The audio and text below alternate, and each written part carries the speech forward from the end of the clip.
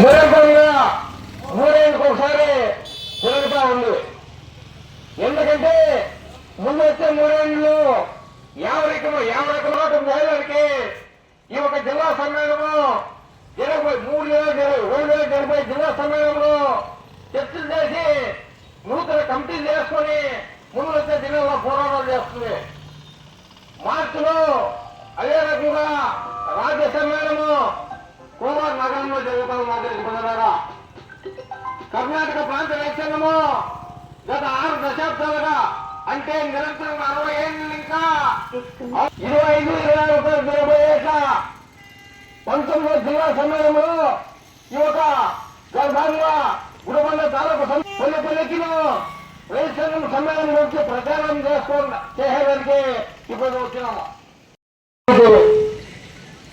25-26 2 ದಿವಸಗಳ ಕಾಲ ಈ ಒಂದು ಜಿಲ್ಲಾ ಸಮ್ಮೇಳನ ಉದ್ದೇಶಗಳು ಈ ಜಿಲ್ಲೆಯ ಈ ರಾಜ್ಯದ ರೈತಾಪಿ ವರ್ಗದ ಸಮಸ್ಯೆಗಳ ಬಗ್ಗೆ ಇವತ್ತು ಹಲವಾರು ಸಮಸ್ಯೆಗಳನ್ನ ಎದುರಿಸತಕ್ಕಂಥ ರೈತರ ಸಮಸ್ಯೆಗಳನ್ನ ತೆಗೆದುಕೊಂಡು ಮುಂದಿನ 3 ವರ್ಷಗಳ ಕಾಲ ಸುಮಾರು 100,000 ಜನ ರೈತರು, ಕೂಲಿಕಾರರು, ದಲಿತರು ಎಲ್ಲರೂ ಕೂಡ ಸೇರಿ 25ನೇ ತಾರೀಕು ಬಾಗೇಪಲ್ಲಿ ನಗರದಲ್ಲಿ ಬೃಹತ್ ಆದಂತ ರ್ಯಾಲಿ ಮತ್ತು ಬಹಿರಂಗ ಸಭೆಯನ್ನ ನಡೆಸ್ತಾ ಇದ್ದೀವಿ.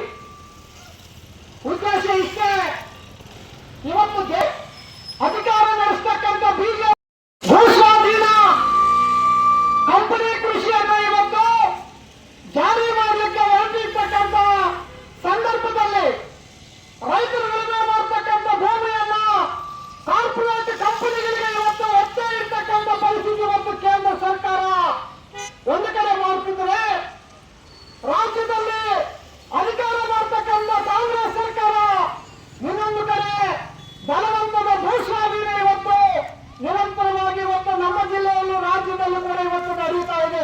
ಇವತ್ತು ನಮ್ಮ ದೇಶದಲ್ಲಿ ಏನೂ ಟ್ಯಾಕ್ಸ್ ಇಲ್ಲದೆ ಮಾಡಬೇಕು ಅಂತ ಹೇಳಿ ಇವತ್ತು ಒಂದು ತೀರ್ಮಾನವನ್ನ ಮಾಡಿದ್ದಾರೆ.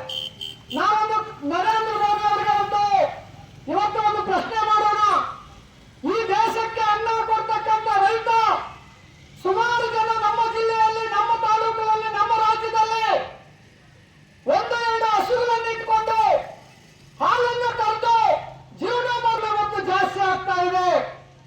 20-30 ಎಕರೆ ಇರ್ತಕ್ಕಂಥ ರೈತ ಇವತ್ತು ಕುರಿ ಸಾಗಾಣಿಕೆಯಲ್ಲಿ ತೊಡಗಿದ್ದಾರೆ, ಕೋಳಿ ಸಾಗಾಣಿಕೆಯಲ್ಲಿ ತೊಡಗಿದ್ದಾರೆ. ಇಂಥ ರೈತರ ಪರಿಸ್ಥಿತಿ ಏನಾಗಬಹುದು ಸ್ವಾಮಿ? ಇವತ್ತು ಮಾಡಬೇಕಂದ್ರೆ 0% ಟ್ಯಾಕ್ಸ್ ಅನ್ನು ಹಾಕಿದ್ರೆ ಇವತ್ತು ಅತ್ಯುನ್ನತವಾದಂತ ಇವತ್ತು ಚರ್ಚೆ ಮಾಡಲಿಕ್ಕೆ 3 ವರ್ಷಗಳ ಕಾಲ ಹೋರಾಟ ನಡೆಸಲಿಕ್ಕೆ ಮತ್ತು ಮುಂದಿನ ಹೋರಾಟಗಳಿಗೆ ರೂಪರೇಷೆಗಳನ್ನು ಕೊಡಲಿಕ್ಕೆ ನಾವು ಇವತ್ತು ಗುಲ್ಬರ್ಗ ತಾಲೂಕಿನ ಎಲ್ಲ ಹಳ್ಳಿಗಳಿಗೆ ಪ್ರಚಾರ ಮಾಡಲಿಕ್ಕೆ ಇವತ್ತು ಈ ಜಾಥಾ ಹೊರಟಿದೆ. ಎಲ್ಲ ತಿಳಿಸಲಿಕ್ಕೆ ಈ ನಾಟಕ ಇದರ ಉದ್ದೇಶ ಏನೆಂದರೆ, ನಮ್ಮ ಕೇಂದ್ರ ಮತ್ತು ರಾಜ್ಯ ಸರ್ಕಾರಗಳ ನೀತಿಗಳು ಮತ್ತು ನಮ್ಮ ಜಿಲ್ಲೆಯ ರೈತರ ಪರಿಸ್ಥಿತಿ ಏನಿದೆ, ಯಾವ ರೀತಿಯಲ್ಲಿ ಅವರ ನೀತಿಗಳ ನಮ್ಮ ರೈತರ ಮೇಲೆ ಪ್ರಭಾವ ಬೀರ್ತಾ ಇದೆ, ಅದನ್ನು ಚರ್ಚೆ ಮಾಡಲಿಕ್ಕೆ ನಾವು 2 ದಿನಗಳ ಕಾಲ ನಾವು ಸಮ್ಮೇಳನ ನಡೆಸ್ತಾ ಇದ್ದೀವಿ. ಈಗ ಮೊದಲು ನಮ್ಮ ಮುಖಂಡರು ಹೇಳ್ತಾ ಇದ್ರು ಯಾವ ರೈತರ ಜೊತೆ ಒಪ್ಪಂದ ಮಾಡಿಕೊಂಡಿದ್ದಾರೆ ಅಂತ.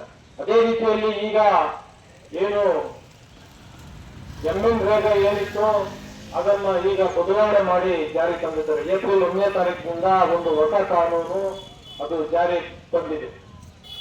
ಮೊದಲು ರೈತರಿಗೆ ಅನುಕೂಲ ಇತ್ತು MNREGAದಲ್ಲಿ. ಈಗ ಬಂದಿರತಕ್ಕಂತ ಒಂದು ಏನು ಕಾಯ್ದೆಯಲ್ಲಿ ಅವರು ಎಲ್ಲಿ ಕೆಲಸ ಮಾಡಬೇಕು, ಎಲ್ಲಿ ಮಾಡಬಾರದು, ಅವರು ಯಾವ ಪಂಚಾಯತ್ಗಳಲ್ಲಿ ಮಾಡಬೇಕು, ಯಾವ ಜಿಲ್ಲೆಯಲ್ಲಿ ಮಾಡಬೇಕು, ಯಾವ ತಾಲೂಕಲ್ಲಿ ಮಾಡಬೇಕು, ಯಾವ ರಾಜ್ಯಗಳಲ್ಲಿ ಮಾಡಬೇಕು, ಕೇಂದ್ರ ಸರ್ಕಾರ ತೀರ್ಮಾನ ಮಾಡುತ್ತೆ. ಆದರೆ ರಾಜ್ಯ ಸರ್ಕಾರಕ್ಕೆ ಇದಕ್ಕೆ ಯಾವುದೇ ಒಂದು ಮಾರ್ಪಾಟ್ ಮಾಡುವುದಕ್ಕಾಗಲಿ ಅದನ್ನು ತಿದ್ದುಪಡಿ ಮಾಡಲಿಕ್ಕಾಗಿ ಆ ಕಾಯ್ದೆಯಲ್ಲಿ ಅವರು ಏನೂ ಕೊಟ್ಟಿಲ್ಲ.